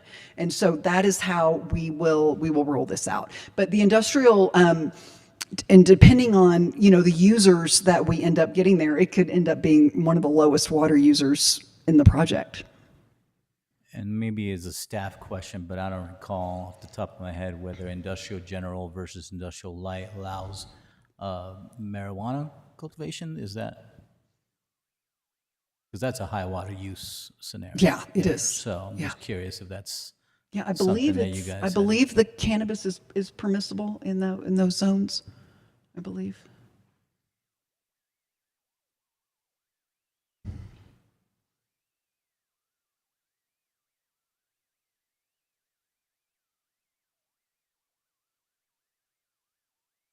And following up with, like, I know you mentioned as far as, this kind of organic traffic studies that will occur as well. Is that the same situation with respect to your water budgeting?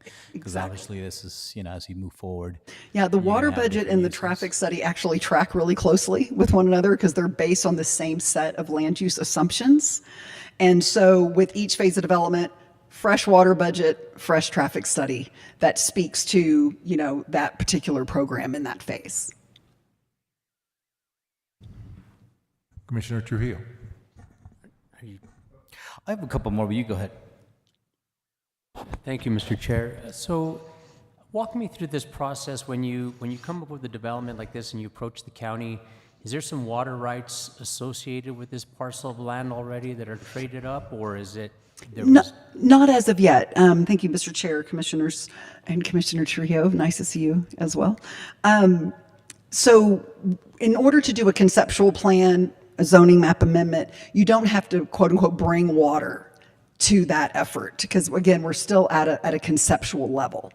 But when we go in for a preliminary subdivision plat for any phase of development, then yes, you do have to have your water rights secured even prior to submitting your subdivision application.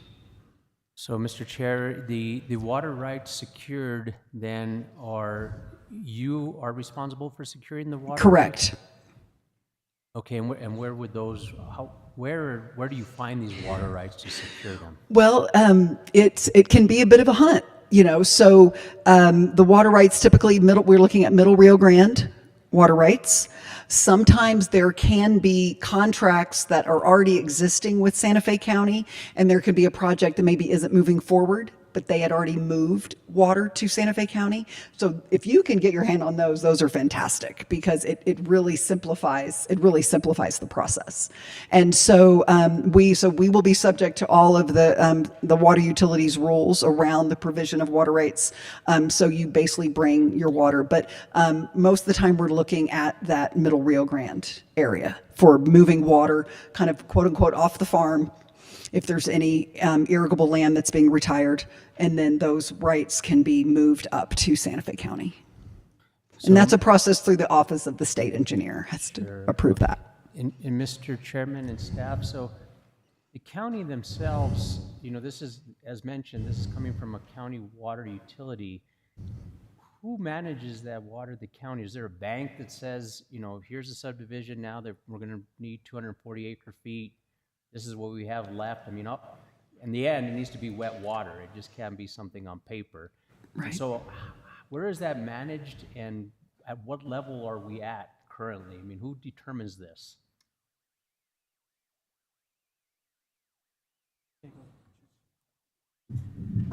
Chair Rabo, Commissioner Trujillo, that's a great question. We had a water, sort of a water meeting, 2 days worth of water meeting. And if you go back and watch the first day, our utilities director, Travis Soderquist, talks in a lot of detail about how the water supplies for the county utility are managed. It's hand in hand to some extent with the city because it's the same water, it's the same rain, it's the same rivers that we share.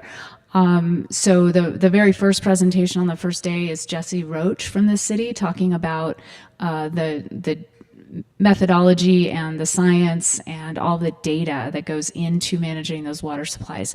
And I think one of the advantages to a bigger project using county utility water is that we can track it. It's, you know, unlike a bunch of different wells or a community water system, the county can really has all of that data at hand and can track exactly how much is getting used, how much changing different management techniques as the supply needs to be managed differently over time. And you're right, it is kind of like a bank. So Mr. Chair, are these water rights, are they adjudicated water rights, or these are just water? How is the accounting coming about it? Do you know? Chair Rabo, Commissioner Trujillo, it's way out of my bailiwick to be that technical about it, but I do encourage you to look at Travis's presentation because the county owns a certain amount of surface water and it's managed through the diversion project. And we don't ever use all of the water that we own. So there's a cushion there. There's also groundwater, but the majority is coming from the surface water supplies. So if you want to really get into the weeds, watch Travis's presentation. You bring up a great point that the county owns a certain amount, and so I guess that was my question originally: was where do you have access to this data of what do they own and what is available still? That's kind of where the gist of the question was going, and so that's kind of what I was referring to mainly. Yeah, Mr. Chair, Commissioner Trujillo, if you would like, I can get you, because Travis has tables and all sorts of information that shows exactly where the water supply is coming from. I'd be happy. As you've noticed, I don't have it off the top of my head, nor do I even have the expertise to really speak to it, but I can certainly get you some of that information if you'd be interested in learning more. Sure. Okay, thank you. Thank you very much. Thank you, Mr. Chair. Thank you, Commissioner, and I'm sorry to cut you off. Commissioner, you had questions? You're good. Yeah, no, I had some other general comments and questions, I guess. I guess the first comment would be I do appreciate the fact that you are kind of creating this buffer zone with the MU between residential and the commercial. I think that's generally a good call, kind of.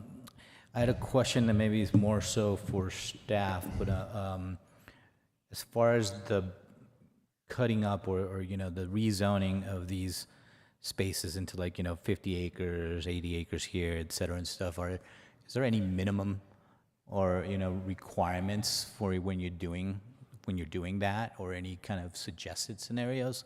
I'm just wondering, because it's more of just general question as far as, like, is there any minimums like that? Is there any recommendations with respect to that actually makes sense in a planning and zoning scenario when you're cutting up land?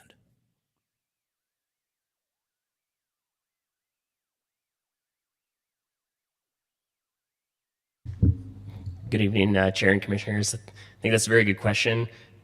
My fellow staff can correct me if there's something specific in the code, but under state law for zoning, there is no minimum in the size. But if you get too small, you run into something that's too small and that is different from the surrounding zones. Could be spot zoning, which there's a lot of legal back stuff to think about there. That's not allowed. But when you're thinking about larger swaths of land that are consistent with your growth plan and the surrounding land uses, there is really no minimum. Okay, that makes sense. It's almost like a flagship lot kind of scenario. And with respect to the industrial general that's being proposed here, is there any other industrial zonings nearby right now? Is it not at all? Is this kind of like its own little, like you said, a pocket zone? Chair and Commissioner, I'm not aware of any other zoning in the area, but 50 acres is a pretty significant size of land from a zoning perspective.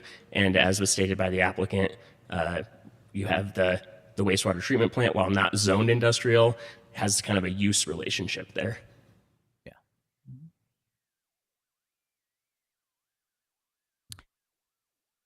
Good, thank you. And if I may, Mr. Chair, I have an answer to Commissioner Bruegger's question, kind of going back to the industrial general versus the industrial light. I found my list. Look, I've marked it up. I've highlighted it. I mean, this was like a big part of our exercise. So here's why we landed with the industrial general request is what is not permissible in industrial light is a mill, like a wood shop mill, which is, again, our desire to provide space and service to the film industry. That's kind of a non-starter. Manufacturing, not permissible. An industrial park, it's kind of what we're talking about, it's not permissible. A laboratory space, not permissible.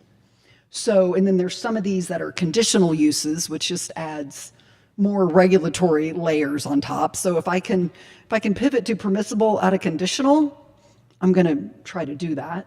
And so, and then there were some construction related businesses that weren't permissible. And I'm like, so yeah, we did a very, as you can see, all my margin notes here, we did a very thorough analysis of that.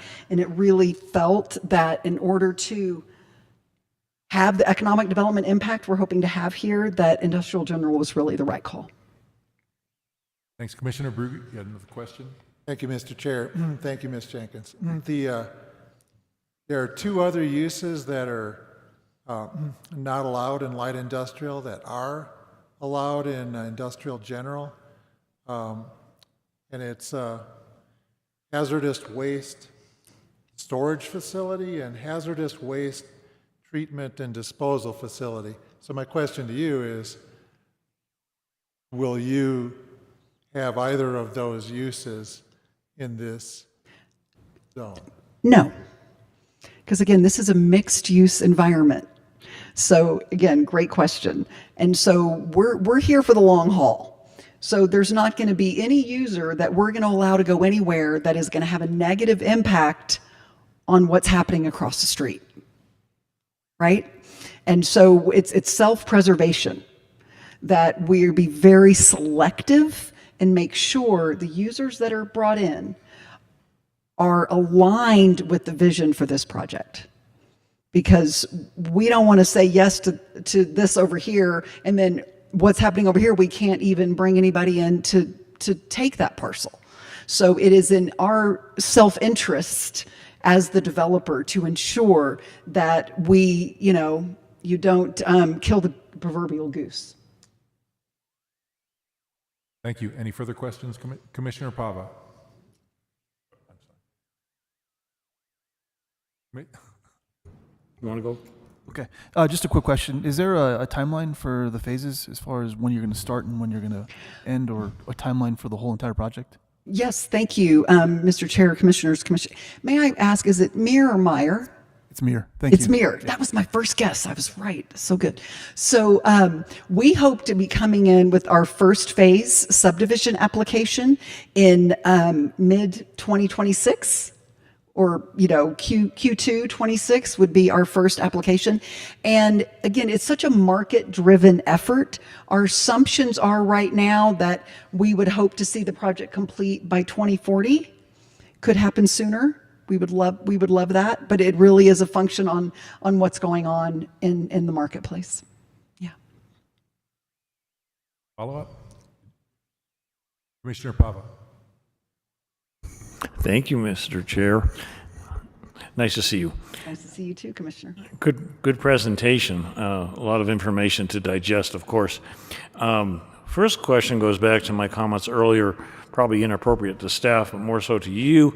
So there were 5 people at the early neighborhood meeting that were either present or online, whatever.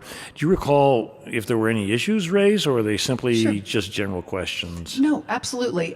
So it was, most of the attendees were our neighbors to our west, in that residential neighborhood to the west. I believe almost all of them were from that neighborhood. And of course, they talked about, traffic patterns. And we talked, and the plan had evolved a little bit since that time, but it was primarily what we see here today. And they had some really good questions, but it was like, I remember one attendee said, well, something needs to happen over there. And so, which is atypical in a neighborhood meeting. I usually hear things quite different than that. But yeah, it was a pretty positive interaction. I think generally the idea of, wow, I'm going to be able to drive through here and get to Highway 14 pretty quick and easy at some point. I'm going to have access to some services. So it really was seen as fairly positive, which, like I said, it was kind of refreshing for somebody in my line of work. Yeah, that would be refreshing. So a follow-on question, in more general terms, you're talking as though there is a whole vision for marketing and building out this project. Not that it's our purview to know much about that, but would you be able to give us some ideas? Is there a name for the project at this point? Is there some kind of idea or vision that it seems like you're really wanting to attract a certain mix of these uses should the zoning be approved? Sure. So Mr. Chair, Commissioners, Commissioner Pava, it's a really interesting question, and we've actually had some internal discussions about that. This is really going to be a collection of projects, a collection of micro communities that are all interconnected with one another. So in terms, when we think about how do you brand the project, it sometimes is not in your best interest to overly brand something, right? Because then somebody else comes in, we have a home builder and they want to brand their neighborhood, whatever it may be. So they don't want to be, pushing up against what we are doing. And there's could be, a commercial center and they're going to want to have their brand and have their signage and, all of that. So I think right now we're Bonanza Creek, which we of course know covers thousands and thousands of acres in this part of Santa Fe County. But we have, we're not quite sure where we're going to land on that because, like I said, sometimes you can shoot yourself in the foot a little bit by not having it be a little more of a clean slate. So as people come in and doing more significant projects, we could have a developer who takes, half of the industrial and they do a planned out, beautiful, business park there. And so we want to give them the opportunity to do that branding. So the vision for us is really more about how these various projects are going to interrelate to one another. That's really our agenda, is to create something that's cohesive and that works in a really dynamic mixed use context. That was helpful. The follow-on question I would have, and probably my last, in deference to my fellow commissioners, is, so if this is going to be something special that would attract whatever kinds of clients you're looking for industrial, commercial, and residential, is there some kind of overarching design that you are going to impose? Not something that we would do because the zoning will only address setbacks and heights and things like that. So this is a half a square mile. You know, so you go in there and you got all the streets. Is there going to be some kind of coordinated, maybe this is premature, but signage guidelines or, I don't know, landscaping suggestions, so although it has unique pieces, it's a cohesive whole. And the answer is yes, absolutely.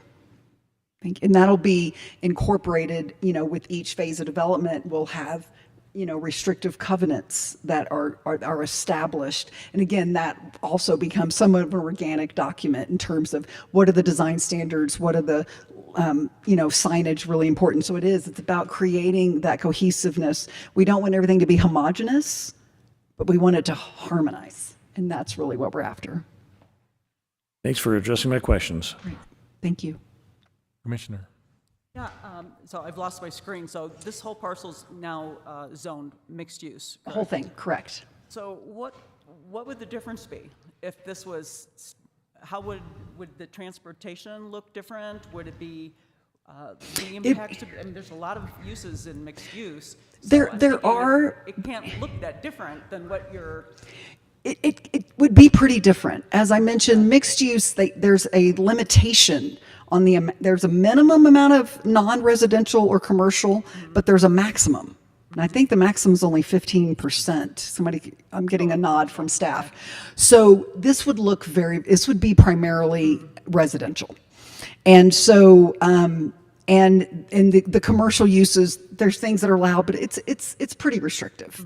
And so as we really started to study this, and so that's why we're keeping 95 acres of mixed use, because it has a place. It absolutely has a place within the entire project. But does it have a place on Highway 14? I don't think so. Does it have a place next to the Penn? I don't think so. Okay. Great. Thanks. Thanks. Thanks. I have a question kind of to follow up on Commissioner Pava. So in one of your exhibits, you have a phase 1, phase 2, phase 3, phase 4 going from east to west. And I understand that there will be different developers with different skills, perhaps, doing each of those. Is the anticipation to build a road network up front, and so that the folks from Carlson can get out of there, sure, except for construction traffic, and it's, you know, so I'm just wondering about that kind of. No, that is a great question, Mr. Chair and Commissioners. So the answer is no. It will not all be built up front, because that would be economically untenable. So it will, the network of roads and the network of utilities will be phased just as the developments are phased. So, for example, I have the phasing plan up right now. So if the phasing progresses as we've sort of anticipated from east to west, then, you know, the first thing we're going to build is going to be this road right here. Can't see it. Just the southern access, right? The second thing we're going to build is this, because you can't build a whole lot under the SLDC with one point of access. You're limited to 25,000 square feet. So with this one point of access, we could have some commercial, we could have a little bit of commercial activity just to kind of get things off the ground, but not a lot, right? So what we see here is these two access points to Highway 14 and the connector road. You know, you're going to see that pretty quick out of the gate. But let's just say, as I mentioned, I got home builders chomping at the bit. So our first phase potentially could be, call it, say, phase 2 is our first phase, because we have the flexibility to leapfrog and do that if necessary. If phase 2 is the first thing, we got a beautiful neighborhood coming out of the ground over there, you're going to have a lot of infrastructure, because you got to get to it and you got to have 2 access points. So we could end up in a situation where we are really front-end loading a significant, which would be in a way great for us, because then what has happened? If I have to build the North Road and I have to build the South Road to get over to phase 2, I've just opened up all kinds of development potential, because now I have access to those tracks as well. Thank you very much. Great, thank you. Any other questions from Commissioner Bruegger? Thank you, Mr. Chair. So when y'all do the traffic impact analysis, and you do the assessment of how the intersections function, do you compare the difference between what it would have been under the mixed-use zoning compared to what you're requesting? We did not actually do that comparison. Good. I mean, one thing I can, if I may, Commissioner Brugger can speak to, when you have primarily under mixed use, said it would be primarily residential with a little sprinkling of commercial. In that situation, you've got all the cars going in the exact same direction at the exact same time. So the beauty of this is that we have people going to work, we have people coming to work, going to work, coming to work, going home, coming home. So it really is, from a traffic functionality standpoint, mixed use works really, really well in that stance. So what I can tell you, and Mike Gomez can either tell me I'm off base or not, if this was 300 acres of primarily residential, we would have probably bigger issues. And right now, like I said, we've got great levels of service, and that character could potentially would change, and not necessarily for the better. If I could ask one more question related to that, and of course, it'd be great to see you, Mike. Your assessment, would traffic functioning at the intersections be better, neutral, or worse after this is rezoned than what it would have been the I think zoning? I think if it remained MU and was developed as that, I think it would be worse. I'm going to let Mike speak to that.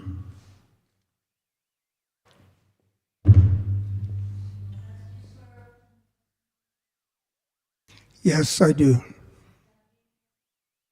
Michael Gomez, it's 1892 Quemado Street.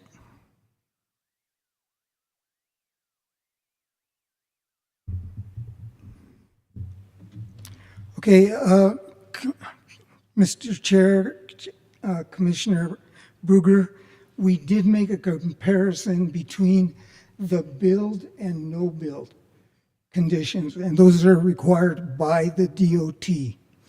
And of course, the purpose is to judge how much traffic, how the traffic impacts the existing.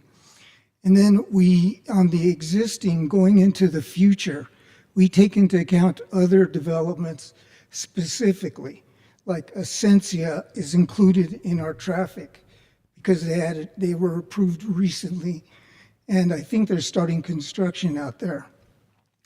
But in addition to that, we put a background traffic growth on there. So it's like a bank account. Every year, we add 1% more compounded yearly to the background traffic. And that's to account for small developments and for the natural increase in population out there. Now, as to where the mixed use would be, I agree with what Jennifer said, is that it's too concentrated. Everybody's trying to go the same place at the same time. So by breaking it up the way we have done, we're still producing traffic, but it's a balanced traffic. In other words, it's not like Cerrillos Road where every morning everybody's coming into town, and then in the evening everybody's headed out. We'll have a mix in there. So it does benefit the traffic situation. And we have for each phase, this is our TIA. Every street that was mentioned in there has the calculations, the details, and how much traffic is generated, and a comparison of if we don't build and we do build, what is the difference?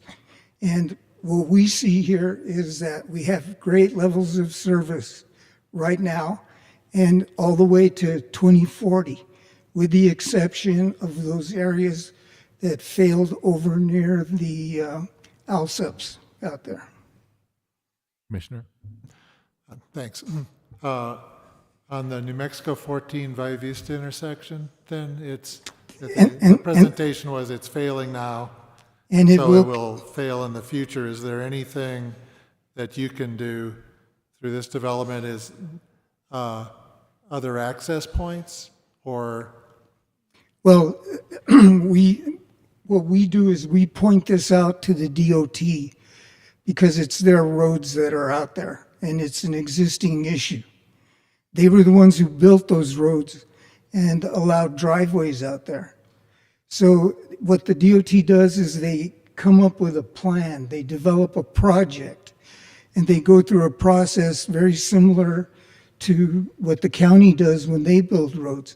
They have public hearings, they hire consultants, they design, they look at alternatives, including what you're talking about, additional roadways, maybe putting roundabouts, things like that, other types of intersection control.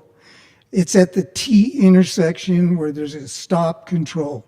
Trying to make that left is very difficult because of the traffic that's out there. And on our segment of New Mexico 14, which is further to the south, the traffic is much less in that area than further to the north, near the Alsups. And the remarkable thing is that the traffic signal at the Alsups location at New Mexico 14 and 599 is actually working very well. Even though there are times that it backs up, it meets standards right now. Mr. Gomez, so if, for example, DOT determined that a signal at Via Vista in 14 would be the best project to do, would they try and impose those costs on the developers of this project, or because it's an existing condition, it's on them to figure out how to do that? And maybe that's outside your area, but I doubt it is. Well, the DOT does have a manual. It's called the State Access Manual. They call it SAM. And in there, it does have a provision that developments could be charged on a pro rata basis for their traffic if there are improvements that are needed. But I've never seen them do that. Okay, great. Well, thank you very much. Okay. Any other questions from any commissioners for the applicant? Chair Bo, Planning Commission members, I wanted to address La Cruz Crawford's question about cannabis. So ordinance 2021-03 identifies cannabis testing laboratories and cannabis research laboratories as a permitted development in both industrial general and industrial light.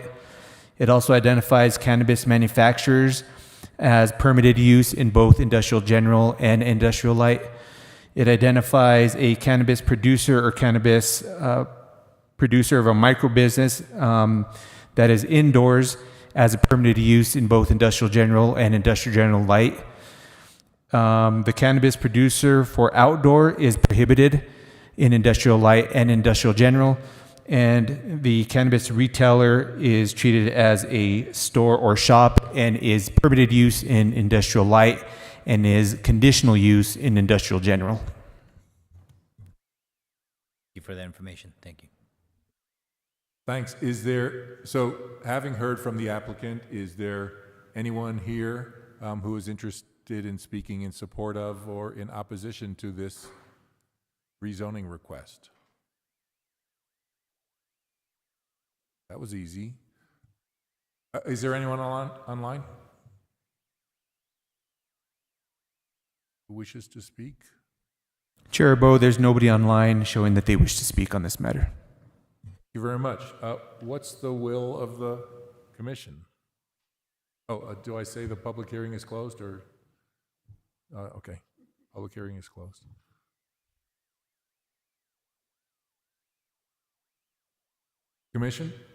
Commissioners? Oh. Please hold.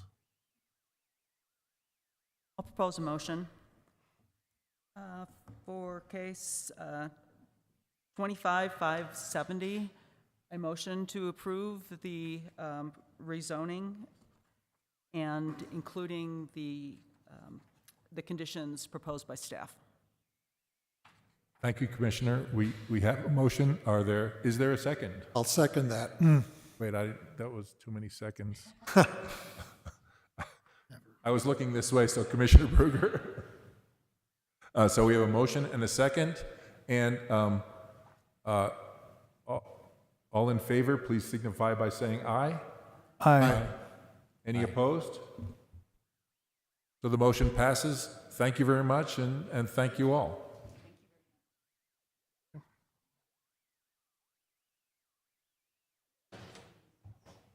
Yeah. Okay, next. I wonder if there are any petitions from the floor.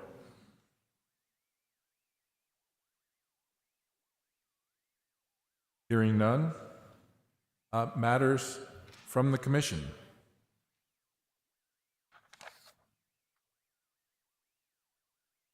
No matters from the commission.